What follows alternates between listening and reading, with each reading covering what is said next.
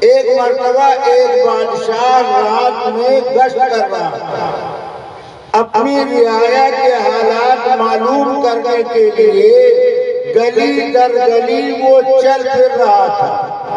رات میں چلتے چلتے ایک ایسے مکان کے سامنے سے گزرا کہ بند مکان میں عورتوں کے بولنے کی آواز سنائی پڑی۔ تو بادشاہ دروازے کے باہر قدم جما کر کھڑا ہو گیا کہ بند کمرے میں رات کی تاریکی میں عورتوں کا بولنا خطرے سے خالی نہیں۔ بادشاہ نے کان لگا کر عورتوں کی بات سننا چاہا تو بادشاہ کے کان میں آواز آئی، ایک عورت نے کہا وہ تو چلا، دوسری بولی وہ تو ہے، تیسری بولی پھر کیوں چلا؟ بادشاہ کی سمجھ میں کچھ نہیں آیا۔ اس نے مکان پر نشان لگایا، صبح پولیس والوں کو بھیج کر اس بند کمرے کی عورتوں کو گرفتار کرا کر دربار میں حاضر کرایا۔ جب وہ عورتیں بادشاہ کے دربار میں پہنچی تو بادشاہ کرسی پر بیٹھا ہوا تھا۔ ان عورتوں کے ہاتھ میں ہتھکڑی، پیر میں بیڑی۔ اس اپنی حالت زار کو دیکھ کر ان عورتوں میں سے ایک عورت بادشاہ کے دربار میں بولی، یہ تو وہ ہے، دوسری بولی وہ تو نہیں ہے، تیسری بولی پھر تو وہ ہے۔ اب بادشاہ کی سمجھ میں کچھ نہیں آیا۔ بادشاہ نے سر پکڑ لیا، یا اللہ یہ کون سی مخلوق رات کی تاریکی بند کمرے میں بولے تو ان کی بات سمجھ میں نہ آئے، اور بھری عدالت میں بولے تو پوری عدالت میں سناٹا مچ جائے۔ تو بادشاہ نے کہا کہ تمہاری بات میری سمجھ میں نہیں آئی، بند کمرے میں تم میں سے کس نے کیا کہا؟ تو ان عورتوں میں سے ایک عورت بولی، آپ کو بادشاہ کس نے بنا دیا؟ آپ عورت کی بات نہیں سمجھتے۔ بند کمرے میں ہم چراغ کی روشنی میں سلائی کا کام کر رہے ہیں، سلائی کے کام کرتے کرتے چراغ بجھنے لگا تو ہم میں سے ایک نے کہا وہ چلا، یعنی چراغ بجھنے لگا۔ تو دوسری نے کہا وہ تو ہے، یعنی چراغ میں تیل تو ہے۔ تو تیسری بولی پھر کیوں چلا، یہ چراغ کیوں بجھنے لگا؟ یہ ہماری رات کی بات۔ بادشاہ نے کہا اچھا بھرے دربار میں تم میں سے کس نے کیا کہا؟ تو ان تین عورتوں میں سے ایک عورت بولی کہ ہم نے اپنی حالت زار کو دیکھا اور آپ کو دربار کی کرسی پر بیٹھا دیکھا۔ تو ہم میں سے ایک نے کہا یہ تو وہ ہے، یعنی بادشاہ نہیں بلکہ بیل ہے۔ تو دوسری بولی سوال یہ ہے کہ اگر یہ بیل ہے تو اس کے دو سینگ نہیں۔ تو تیسری بولی پھر تو وہ ہے، یعنی بغیر سینگ والا ہے، بیل نہیں بلکہ گدھا۔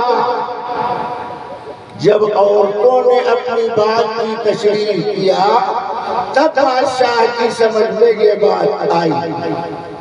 عورت کی بات سمجھنے کے لیے بادشاہ کو اتنی محنت کرنی پڑی، اور ہم دین و ایمان، قرآن اور حدیث کی بات کی کھڑے کھڑے اور پڑے پڑے، بیڑی پیتے اور چائے پیتے سمجھنا چاہتے ہیں۔ اپنے دماغ سے یہ بات نکال دو، ہم دین کے محتاج ہیں، دین ہمارا محتاج نہیں۔ ہم دین کے طلبگار ہیں، دین ہم کو نہیں، ہم کو چاہیے، ہم دین کے محتاج۔ دین کی بات ہمیشہ طالب بن کر کے سننا چاہیے۔ اسی لیے علماء نے مسئلہ لکھا کہ جو لوگ دین کی بات کی ناقدری کرتے ہوں ان کے سامنے دین پیش نہیں کرنا چاہیے، اس میں دین کی توہین ہے، اور صاحب ایمان مرتے دم تک کبھی دین کی توہین کو برداشت نہیں کر سکتا۔ آج ہمارے لیے سب سے بڑا مسئلہ کہ قرآن ہمارے سامنے وہی ہے، نبی کا فرمان وہی ہے، خدا کا اعلان وہی ہے، مگر ثمرہ اور نتیجے کے اعتبار ہر میدان میں ہم ناکام نامراد نظر آتے ہیں۔ اس کی وجہ کیا؟ یہ دنیا دارالاسباب ہے اور اللہ کی ذات مسبب الاسباب۔ دارالاسباب کا مطلب دنیا میں کوئی کام بغیر سبب کے انجام نہیں پاتا، اور مسبب الاسباب کا مطلب اللہ ہر کام کرنے میں کسی سبب کا محتاج نہیں ہے، بغیر سبب و اسباب کے جب چاہے، جو چاہے، جتنا چاہے، جب چاہے کر سکتا ہے، اس کو کسی سبب کی ضرورت نہیں۔ اللہ نے بغیر اسباب کے، بغیر ماں باپ کے حضرت آدم کو پیدا کیا، آدم کے واسطے سے حوا کو پیدا کیا، بغیر باپ کے حضرت عیسیٰ کو پیدا کیا، بغیر سبب کے پہاڑ سے حضرت صالح کے لیے حاملہ اونٹنی پیدا کیا۔ اللہ سبب کا محتاج نہیں، مگر انسان اس دنیا میں اسباب کا محتاج بنایا گیا۔ جیسے بیماری کے اسباب معلوم کیے جاتے ہیں اور اس کے علاج کی فکر کی جاتی ہے، اسی طرح مسلمانوں کو اپنے دینی ایمانی انحطاط کے اسباب کو معلوم کر کے عمل کرنا چاہیے۔ آپ جانتے ہیں بیمار انسانوں کے علاج کے لیے اسپتال الگ ہے، اور بیمار جانوروں کے علاج کے واسطے اسپتال الگ ہے۔ اب جانوروں کے اسپتال میں اگر انسانوں کا علاج کیا جائے گا تو یہ مرحلے کے قریب ہوتا جائے گا۔ انسانوں کے اسپتال میں جانوروں کا علاج نہیں کیا جاتا۔ جس طرح جسمانی بیماری کے علاج کے لیے اسپتال کی ضرورت ہے، اسی طرح صاحب ایمان مسلمانوں کی روحانی بیماری کے علاج کے واسطے روحانی اسپتال کی ضرورت ہے، اور روحانی اسپتال میں نسخے قرآن اور حدیث کی روشنی میں لکھے جاتے ہیں۔ مگر آج کی ترقی یافتہ دنیا میں ایک حکیم صاحب، یہاں مجمع میں اگر کوئی حکیم صاحب ہو تو ہمیں معاف کرے، یہ بات برسبیل تذکرہ ہم عرض کرتے ہیں۔ حکیم صاحب کے مطلب میں بہت سارے چیلے کام کرتے ہیں۔ ایک چیلا حکیم صاحب کے مطلب میں 10 سال سے کام کر رہا، مگر حکیم صاحب اس سے دوائیاں تیار کراتے، سفور، مرکبات، مفردات، معجون، گولیاں، مگر اپنے چیلے کو مریض دیکھنے کی اجازت نہیں دیتی۔ 10 سال کا طویل عرصہ گزر گیا، مگر چیلے کو نبض پر ہاتھ رکھنے کی حکیم استاد نے اجازت نہیں دی۔ اب وہ چیلا سوچنے لگا کہ اس حکیم سے سند حاصل کرنے کے لیے شاید عمر نوح کی ضرورت ہے۔ 10 سال میں مریض دیکھنے کی اجازت نہیں دے رہا۔ چیلے کی قسمت نے کام کیا۔ صبح ہوئی تو ایک صاحب صبح حکیم صاحب کے مطلب پر اپنا بیمار اونٹ لے کر پہنچ گئے، اور حکیم صاحب سے کہا، حکیم صاحب ہمارے اونٹ کے گلے میں دکھن ہے، اس کا علاج کر دیجیے۔ تو حکیم صاحب نے اونٹ کو دیکھا، پھر اونٹ کے مالک کو دیکھا، دل ہی دل میں کہنے لگے اونٹ تو اونٹ ہے، مالک بھی اونٹ سے کم نہیں۔ دل ہی دل میں کہنے لگے اونٹ تو اونٹ ہے، اونٹ کا مالک بھی اونٹ سے کم نہیں۔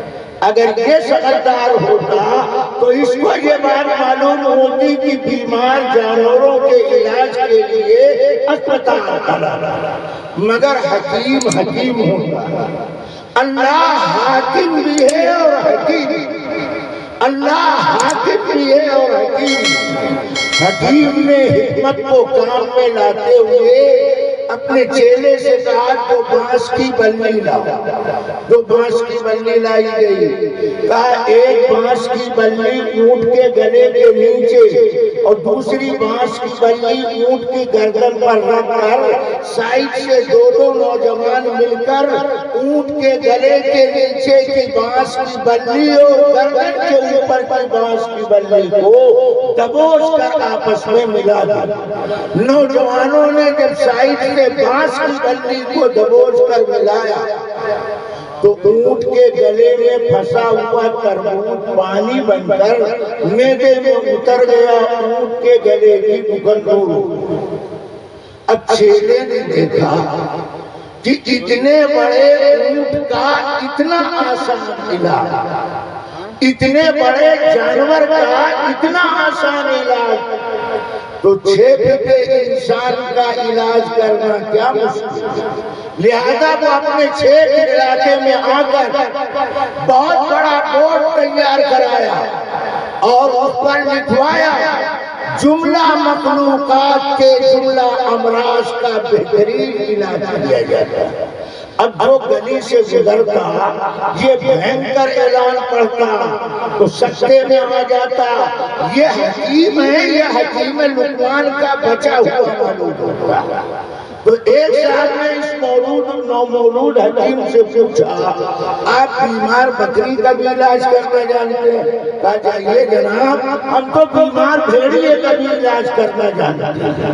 ابھی کچھ ہی دن گزرے کہ ایک صاحب صبح صبح اپنے دودھ پیتے بچے کو گود میں لے کر اس نومولود حکیم کے مطب پر پہنچے۔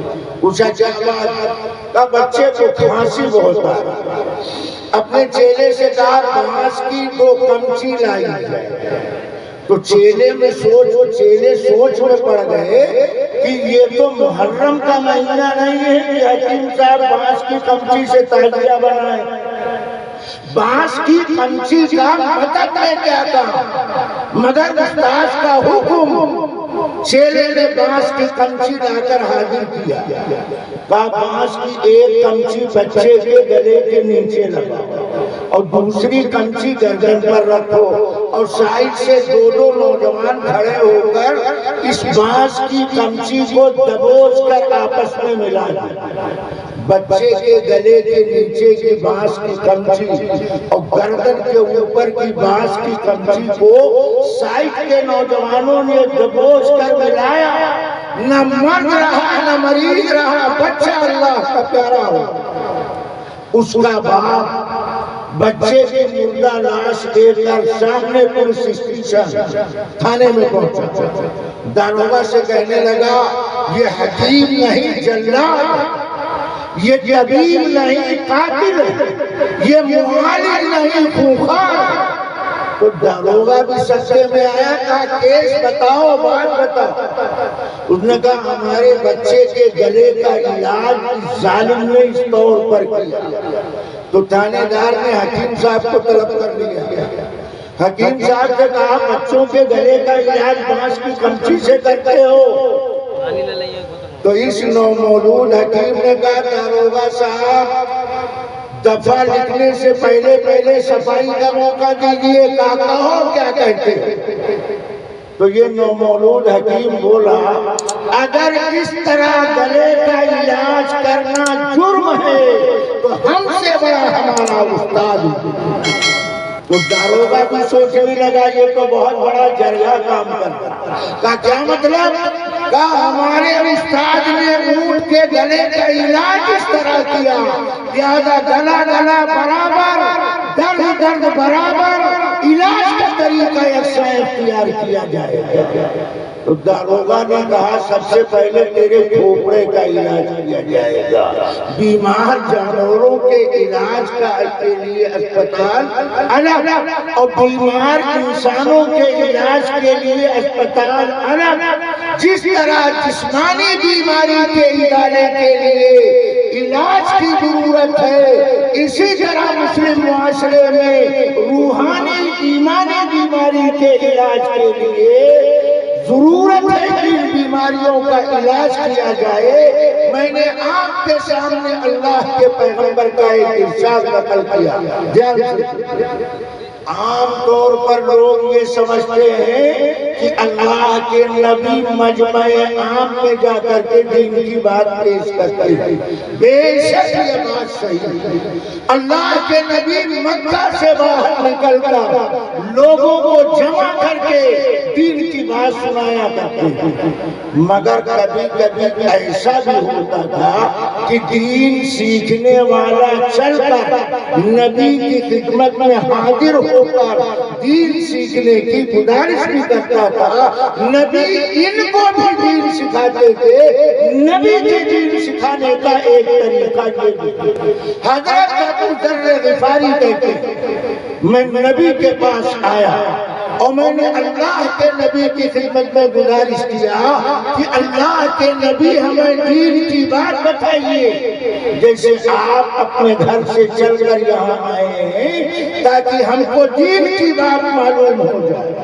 ابو ذر غفاری نے نبی سے درخواست کیا اللہ کے پیغمبر ہمیں دین کی بات بتائیے، تو اللہ کے نبی نے پہلی بات بتائی دیا، کیا فرمایا؟